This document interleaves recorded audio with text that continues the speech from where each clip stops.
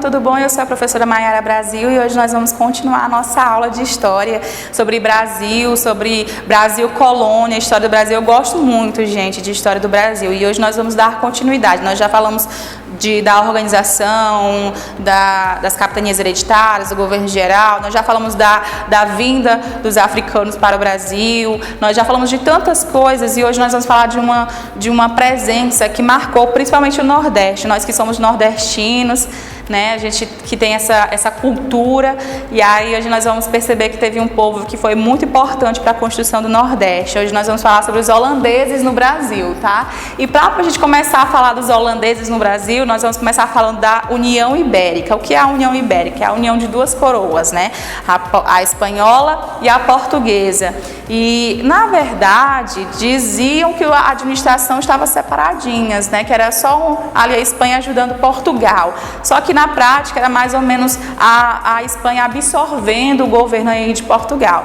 E aí a União Ibérica ela vai acontecer ali no final do século XVI, em 1580, quando já tinha passado muitas dinastias do governo português, já tinha passado muitas famílias portuguesas, né? Várias aí herdeiros diretos, né, dos portugueses, só que Dom Henrique morre sem deixar herdeiros. E aí, o que vão fazer? O parente mais próximo, o herdeiro, o varão mais próximo, ficava lá na Espanha, né? O rei Felipe da Espanha, neto de Dom Manuel de Portugal. Então ele assume aí ele assume o governo português e assume também a Espanha. Nesse sentido, se vocês lembram lá do Tratado de Tordesilhas, que a gente já falou sobre o Tratado de Tordesilhas, a gente viu o que lá?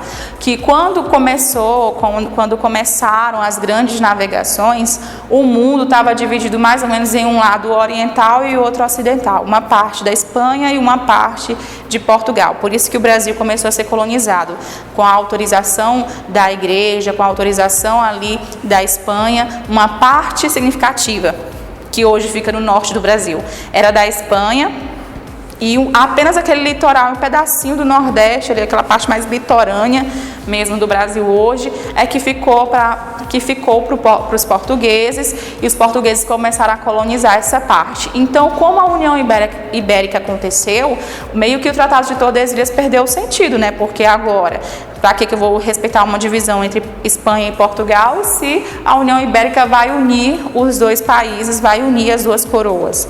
Então, os portugueses que já não respeitavam mesmo, já não estavam respeitando há muito tempo, não estavam respeitando o Tratado de Tordesilhas.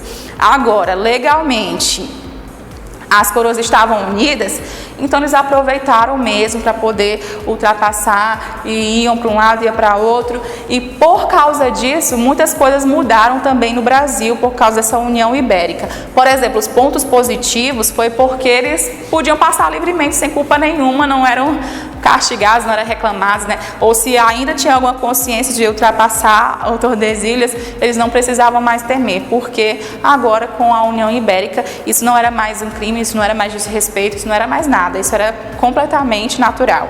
E o ponto negativo vai ser porque eles vão herdar também os problemas da Espanha, né? Então a Espanha tinha muitos conflitos com os holandeses. Os holandeses, alguns já estavam morando aqui, inclusive no Brasil, já estavam explorando alguns recursos do Brasil com autorização dos portugueses. Mas agora os holandeses se tornam também um problema para os portugueses, né? Com a União Ibérica eles herdam aí também os problemas com os holandeses. Então, por causa disso, começa o conflito entre holandeses e portugueses.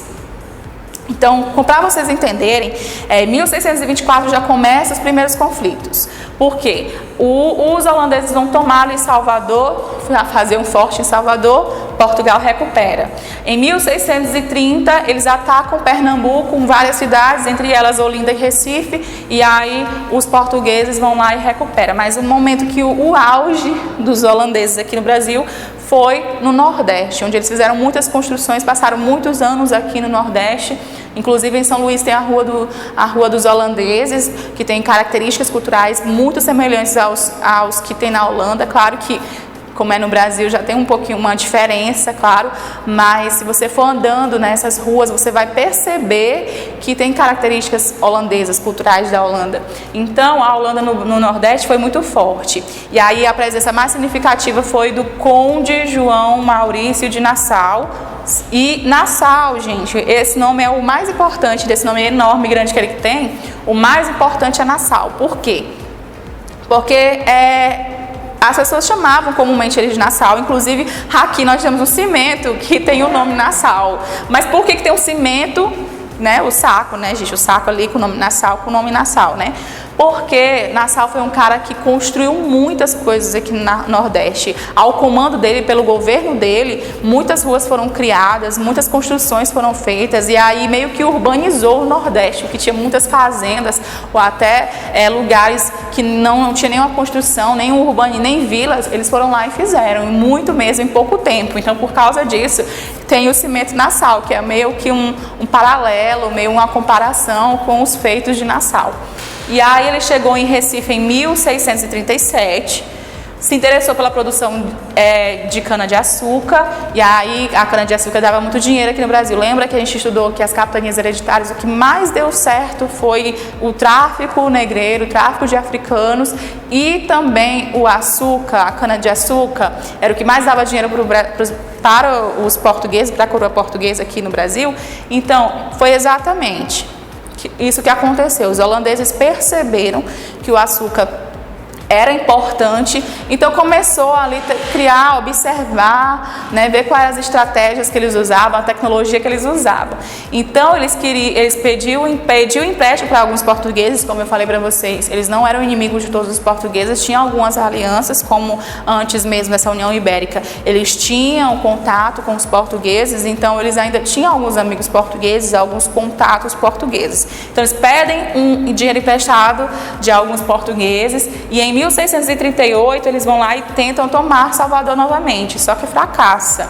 E aí eles começam até, como eles estavam endividados, né, recuados por causa da União Ibérica, eles tentam se reconstruir, observando ali a cana-de-açúcar, observando ali o movimento do governo português, e para sobreviver, como eles não tinham nem um dinheirinho, nem uma moedinha, eles começaram ali a plantar mandioca para comer. Inclusive a mandioca, a macaxeira, é a comida básica do brasileiro, né? Tem até um meme com a presidente Dilma Rousseff, a ex-presidente Dilma Rousseff, né, que fizeram um rapzinho dela cantando, saudando a mandioca, mas é exatamente isso mesmo. O Brasil, por muitos anos, os portugueses, os holandeses, os indígenas, os africanos comiam mandioca, era o arroz e feijão de hoje, né? Era o arroz e feijão de hoje. Então, plantavam mandioca para poder sobreviver, para poder comer. Trouxeram artistas, pesquisadores, para poder pintar o Brasil, os indígenas. Eles pintavam muitos indígenas, as plantas que existiam no Brasil, só que sempre com o olhar do europeu, né? Por exemplo, algumas pinturas holandesas sobre os indígenas brasileiros, eram vestidos como europeus, né? Essa contextualização meio que eurocêntrica. Mas o que mais chamou a atenção aqui dos holandeses no Brasil foi a insurreição pernambucana, onde eles perderam, né? Já foi em Pernambuco, pelo nome vocês já devem entender que é em Pernambuco. Então teve uma grande briga entre os holandeses e portugueses, mas eles acabaram perdendo. Mas só que eles não perderam assim tudo, porque quando eles estavam sendo expulsos pelos portugueses, os portugueses fizeram aí a insurreição pernambucana justamente para dar um basta, para expulsar de vez os holandeses que estavam incomodando aqui no Brasil. Então eles vão lá, fazem a insurreição pernambucana e expulsam os holandeses, mas os holandeses estão levando no navio mudas de cana-de-açúcar, mudas para poder plantar lá nas Antilhas, e aí vai ser um grande concorrente no futuro do Brasil. Vocês vão ver que o Brasil vai ter uma queda enorme no açúcar, aí vai começar outros produtos, aí cresce a pecuária, cresce outras coisas, até que no século XVIII vão começar a achar as primeiras pepitas de ouro, e aí vai salvar a economia brasileira. Mas quando os holandeses levam o açúcar para as Antilhas, que hoje é ali aquela região caribenha, daquele mar maravilhoso, né, aquelas árvores, aqueles coqueiros lindos e maravilhosos, ali é uma região muito boa para poder plantar o açúcar, é apropriado para poder plantar o açúcar. Então lá deu muito certo e vai ser um dos principais concorrentes dos portugueses. Os portugueses, né, saíram mal, né? Apesar de ter ganhado a insurreição pernambucana, eles foram um pouquinho perdedores nessa revolução aqui, nessa revolta. Então essa foi a aula de hoje, eu espero que vocês tenham gostado e até a próxima aula.